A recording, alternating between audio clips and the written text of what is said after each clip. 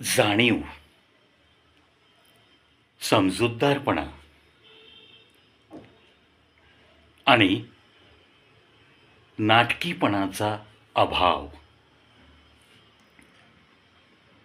या तिन्ही गोष्टी क्वचित दिसत आहेत आजकाल. असंच म्हणण्याची वेळ येते. आता अर्थात प्रत्येकाला असे अनुभव मिळतीलच असंही काही नाही, परंतु मला मिळत चाललेल्या अनुभवातनं मग ते गप्प राहणं मला तरी नाही जमत. ज्या ज्या ठिकाणी संवेदनशून्यता, जाणीवशून्यता, समजूतदारपणा यात किंचितही नसणं, स्वतःच्याच गोष्टी खूप खऱ्या, स्वतः म्हणजे इतर व्यक्तींपेक्षा आपण फार वेगळे आहोत असं दाखवण्याची एक खुमखुमी, म्हणजेच समजूतदारपणाचा पूर्णपणे अभाव असणं, जाणीवशून्यता आणि मग हेकेखोरपणा, अशा सगळ्या गोष्टी जर एकत्र आल्या तर अशी माणसं समोरच्या माणसाला खिचगणतीत धरत नाहीत. मग तो कोणीही असो. मग अगदी रोज हसत खेळत चालत बोलत असे गुण कधी दाखवायचेच नाहीत. म्हणजे एक नाटकी नातं अगदी पावला पावलावर जपत अशा आपल्या अवगुणांचा कुठेही मागमूस न लागू देता जगणारी माणसं पाहिली की मनातल्या मनात मला खूप हसू येतं आणि अक्षरशः खूप मोठा बुद्धिजीवी मी आहे असं काही कधीच म्हणत नाही मी, पण माझ्या या अल्पमतीला अशा माणसांची कीव करावीशी वाटते, अशा भावना माझ्या मनात निर्माण होतात. अक्षरशः कीव येते मला. जे काही नातं असतं ना मानवी मनामनांमध्ये, दोन व्यक्तींमध्ये, ते नातं ना खरं जे असेल तेवढंच दाखवा. आपल्या मनात काही प्रेम नसतं आणि उगीच वरवर आपण किती खूप प्रेम करतो या लोकांवर असं दाखवत जर जगाल ना तुम्ही, तर एक दिवस तो फुगा नक्की फुटतो. आणि त्या साध्या फुग्याचा फुटल्यानंतरचा आवाज एखाद्या ज्वालामुखीसारखा पण असू शकतो. माणसाचं आयुष्य ना तसं पाहिलं तर खूप धकाधकीचं झालंय, हे अगदी मान्य आहे. पण दुसऱ्या बाजूनी जर विचार केलात तर या धकाधकीच्या जीवनात सुद्धा कॉम्प्युटर, टी व्ही, मोबाईल याच्यावरती वेळ घालवणारी माणसं पण काही कमी आहेत असंही चित्र दिसत नाही. शाळकरी मुलांना सुद्धा घरामधल्या जर बुजुर्ग मंडळी असतील तर त्यांनी त्यांच्याकडे लक्ष ठेवावं लागतं. त्यांना अगदी घड्याळाचे काटे बघून मोबाईल द्यावा लागतो. नाही दिलात तर आकांडतांडव होतं, घरातलं वातावरण बिघडतं. म्हणजे म्हटलं तर काही माणसं खूप बिझी आहेत, काही माणसं खूप रिकामी आहेत. मग जिथं म्हणून ही रिकामी अशी माणसं दिसतात तिथं मग या रिकाम्या डोक्यात अनंत विचारांचं काहूर सहज सुलभ आहे. मग वेळ भरपूर आहे, त्यामुळं अवतीभोवती दिसणाऱ्या बारीक सारीक गोष्टींमध्ये लक्ष घालण्याची एक घाणेरडी प्रवृत्ती त्या मानवी स्वभावात आपसुकच यायला लागते. त्यानंतर मग वेळ भरपूर आत्मकेंद्रितपणा वाढत जातो. म्हणजे इतरांपेक्षा मी कसा वेगळा, मी कशी वेगळी, इतरांपेक्षा देवाने मला कशी जरा जास्त बुद्धी दिली आहे, मी कशी अक्कलवान आहे, मी कसा अक्कलवान आहे, अशा भ्रमामध्ये तो माणूस जगायला सुरू करतो. आणि मग त्याला मिळणारा छोट्या छोट्या गोष्टींमधला आनंदसुद्धा तो हरवून बसतो. कारण वेळ रिकामा, डोकं रिकामं. मग अमुक एक गोष्ट अशीच हवी, तशीच हवी, या गोष्टींचा याला किती त्रास होत असेल, त्यांना किती त्रास होत असेल, खूप मोठे सामाजिक प्रश्न डोक्यात घेऊन त्यांच्याविषयी परत विचारमंथन.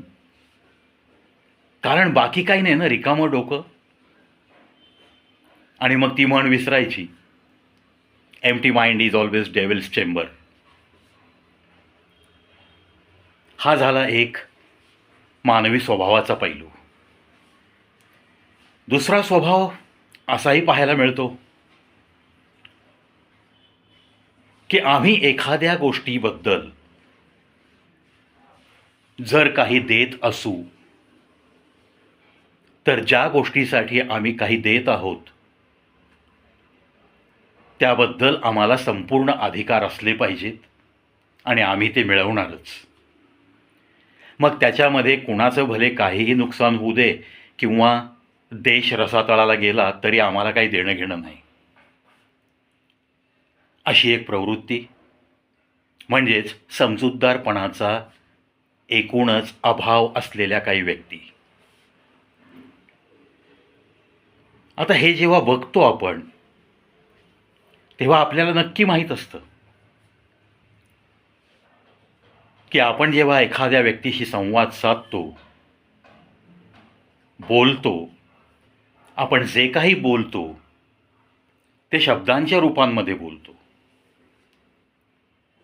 पण कधीकधी काही वेळा हा संवाद नीट होत नाही, म्हणजेच आपण काही गोष्टी बोलू शकत नसतो. त्याच्यामुळं त्या गोष्टी बोलायच्या राहून जातात आणि त्या खऱ्या भावना असतात, ज्या दडपल्या जातात, ज्या दडपणं समोरचं दृश्य पाहिल्यानंतर गरजेचं वाटतं. आणि म्हणून अशा भावना एखादा व्यक्ती दडपत दडपत जगत असतो. मग कधीकधी काय होतं, लहान मोठा हा वयाचा विचार न करता तडकाफडकी बोलणारी काही माणसं असतात आणि काही माणसं अशीही असतात की खूप काही बोलायचं असतं, खूप काही खटकलेल्या अनंत गोष्टी बोलायच्या असतात, पण त्याच्यातल्या मोठ्या मुश्किलीने एक दोन गोष्टी त्याच्या ओठाद्वारे बाहेर पडतात. बाकीच्या 100पैकी 98 गोष्टी तो गिळत राहतो. कारण मर्यादा या शब्दाचा अर्थ त्याला माहीत असतो. पण ज्याला या शब्दाचा अर्थ माहीत असतो म्हणून तो गप्प बसतो, त्याला समोरच्या व्यक्ती नगण्य समजतात, खूपच तकलादू माणूस असं समजतात. उसकी तरफ देखने का नजरिया बिल्कुल ऐसे होता है कि मानो कि वो लोग एक कमजोर की तरफ देख रहे हैं. पण हे तर चुकीचं आहे ना. कुणीही जगामध्ये इतका सामर्थ्यशाली कधीच नसतो की त्याने समोरच्याला अगदी कचरा समजावं. कारण मानवी आयुष्याची काही मूल्ये असतात जी कुठल्याही शाळेत शिकवली जात नाहीत. ती जसजसं माणसाचं वय वाढत जातं तसतसा त्याचा समजूतदारपणा वाढत गेला पाहिजे, त्याचा आत्मकेंद्रितपणा कमी झाला पाहिजे. त्याच्याकडं नाटकीपणा असेल तर ते नाटकी गुण त्याचे कमी कमी होत गेले पाहिजेत. ह्या गोष्टी शिकण्यासाठी कुठल्या विद्यापीठाची, कुठल्या कॉलेजची, कुठल्या शाळेची कधीही कुठल्याही माणसाला आवश्यकता नाही. ऑन द कॉन्ट्ररी, खूप मोठी शिक्षित माणसंसुद्धा या चुका करतानाच दिसतात. हे पाहिलं की मन अतिशय खिन्न होऊन जातं. मित्रांनो, ज्या गोष्टी आपण बोलू शकत नाही तिथं आपण मर्यादा पाळलेली असते. पण कधीकधी मन उद्विग्न होऊन असं वाटतं ना, की आता या मर्यादा वगैरे सगळ्या काही पाळण्याचं हे योगच नाही आहे. त्यामुळं जशास तसं वागावं की काय, अशी एक मनाची उद्विग्नता होऊन जाते. तरीही तरीही आपण आपल्या मनात दडलेला एक सुसंस्कृतपणा म्हणून त्या 98 गोष्टींना आपण दडपूनच ठेवतो.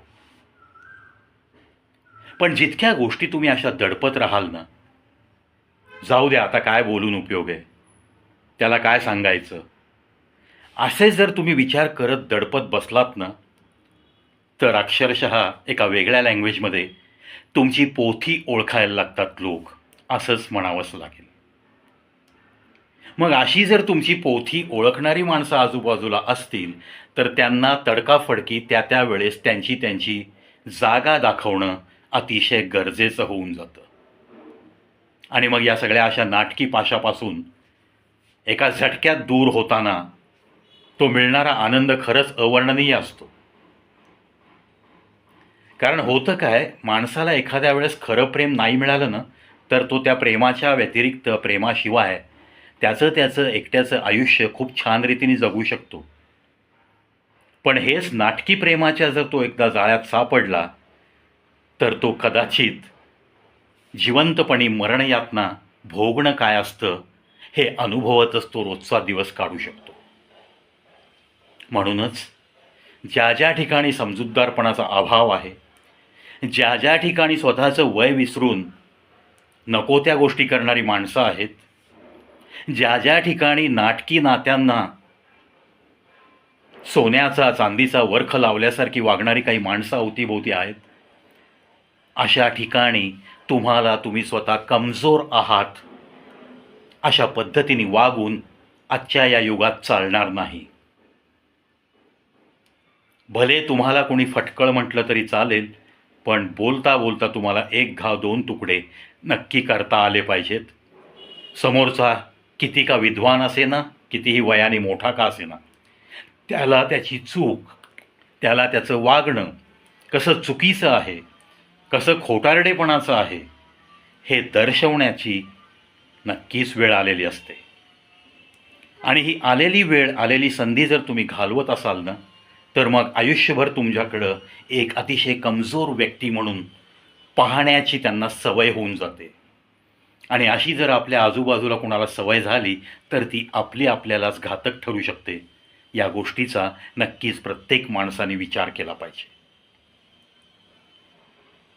आणि आपल्याला वेळ भरपूर आहे, आता आपल्याला काही कामधंदा नाही आहे, याचा अर्थ असा नाही आहे की आपण आता सामाजिक उचापात्या करत बसलं पाहिजे, किंवा उगीच याचा विचार त्याचा विचार, उगीच बारीक सारीक गोष्टींमध्ये लक्ष घालत स्वतःचं आयुष्य कुरतडल्यासारखं जगत राहणं. कारण जगामध्ये एक त्रिवार सत्य गोष्ट आहे, अगदी कुबेराच्या एवढी श्रीमंती असणाऱ्या माणसांच्या घरात सुद्धा सुरखुतलेले जीव कदाचित पूर्णपणे आनंदी असतीलच असं काही नाही, किंवा त्या कुटुंबाचा प्रत्येक व्यक्ती हा अगदी 100%, ज्याला आपण 100% हॅपी पर्सन्स असं म्हणतो, त्या यादीत बसणारा असेलच असं काही नाही आहे. म्हणूनच समर्थ रामदासांनी जे काही लिहून ठेवले ना, जगी सर्व सुखी असा कोण आहे, अगदी रास्त आहे. त्याच्यामुळं जेव्हा आपल्याला रिकामा वेळ असतो, जेव्हा आपल्याला असं वाटतं की आपलं आता डोकं रिकामं आहे, त्यावेळेस प्रत्येक माणसाने एकच केलं पाहिजे की आपल्या अंतर्मनात डोकवायचं आहे, आपल्याला छंद कोणता आहे हा प्रश्न आपल्या अंतर्मनाला विचारायचा आहे, आणि अशा छंदांमध्ये मन रमवण्याचा आटोकाट प्रयत्न करायचा आहे. जर डोक्यामध्ये असे काही फालतू बारीक सारीक विचार येत असतील, तर त्यांना फाटा देऊन स्वतःचं आयुष्य कसं रमणीय होईल हे ज्याला पाहता येतं, तोच माणूस खऱ्या अर्थाने एक मानवी चांगलं जीवन जगू शकतो, याच्यावर माझा तरी नितांत विश्वास आहे. नाटकीपणाचा अवगुण असेल, झटकून फेकून द्या. कुणाच्याही विषयी तुम्हाला प्रेम नाही वाटलं तरी चालेल, पण कुठेही नाटकी प्रेम आणि नाटकी विश्वास दाखवू नका.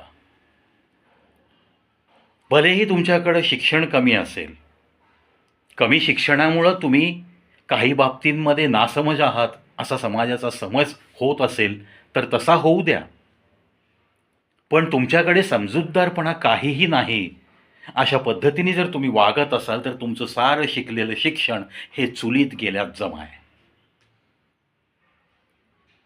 जगामध्ये मीच कसा श्रेष्ठ अशा सुद्धा जर भावना तुमच्या मनात निर्माण होत असतील, किंवा मी जे चालतो तीच दिशा योग्य, मी ज्या पद्धतीने बोलतो, मी ज्या पद्धतीने वागतो तेच कसं सगळ्या माणसांपेक्षा वेगळं आणि खरं आहे असं दर्शवण्याचा जर तुमचा प्रयत्न होत असेल तर तुमच्यासारखे मूर्ख तुम्हीच या जगात, असंच मला म्हणावंसं वाटतं. जाणीव हा शब्द 3 अक्षरांचा, पण ही जाणीव शून्यता जिथं जिथं म्हणून आढळते ना, तिथं तिथं ज्याच्याकडं हा गुण आहे जाणीव शून्यतेचा, तो माणूस त्याची किंमत समोरच्या व्यक्तींच्या मनात शून्य करून घेत असतो. भलेही त्याला ती घमेंड वाटत असावी, भलेही त्याला त्या मोमेंटपुरतं असं वाटत असेल, छे मला कोणाची जाणीव ठेवण्याची गरज नाही, मैं सबसे हटके हूँ, मुझे कोई बात नहीं करेगा, मेरी गलतियां निकालने का किसी को भी इस पृथ्वी पे अधिकार नहीं है. भले अशा काही भ्रमामध्ये, अशा काही घमेंडीत तो चालत असेल, बोलत असेल, परंतु त्याची जाणीव शून्यता त्याला खड्ड्यात घातल्याशिवाय कधीही राहत नाही. आपण सगळेच कायमचे या पृथ्वीवर राहण्यासाठी आलेलो नाही आहेत. माणूस शिकतो, सवरतो, नोकरी धंदा करतो, 2 पैसे गाठीशी बांधतो, छोटंसं घरकुल बनवतो, पोराबाळांशी लग्न करतो, पुन्हा पोराबाळांना झालेल्या मुलाबाळांमध्ये रमण्याचा प्रयत्न करतो. ही जगरहाटी आहे. हे प्रत्येकाच्या आयुष्यात घडणाऱ्या गोष्टी आहेत. असा सगळा प्रवास करून आपल्याला एक दिवस अलविदा करायचं आहे या दुनियेला.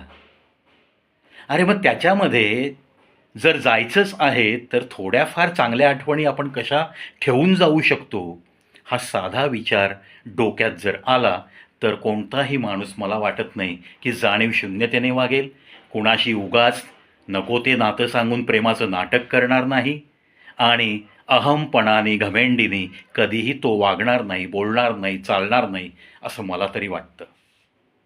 खूप साध्या साध्या गोष्टी येतो मानवी जीवनात, पण त्याचा अंमल करणं, त्याचा अंगीकार करणं याच्यासाठी माणसाला 50, 55, 60, 70 वर्ष जावी लागतात.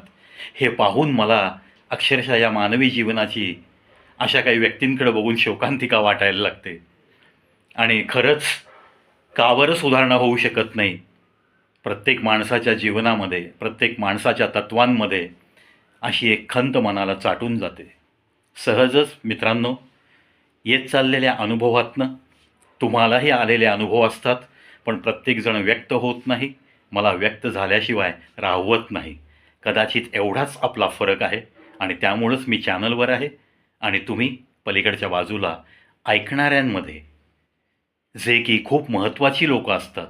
म्हणूनच तुम्हा सर्वांना सन्मानपूर्वक आजचा हा व्हिडिओ तुमच्या सर्वांच्या चरणी मी अर्पित करतो.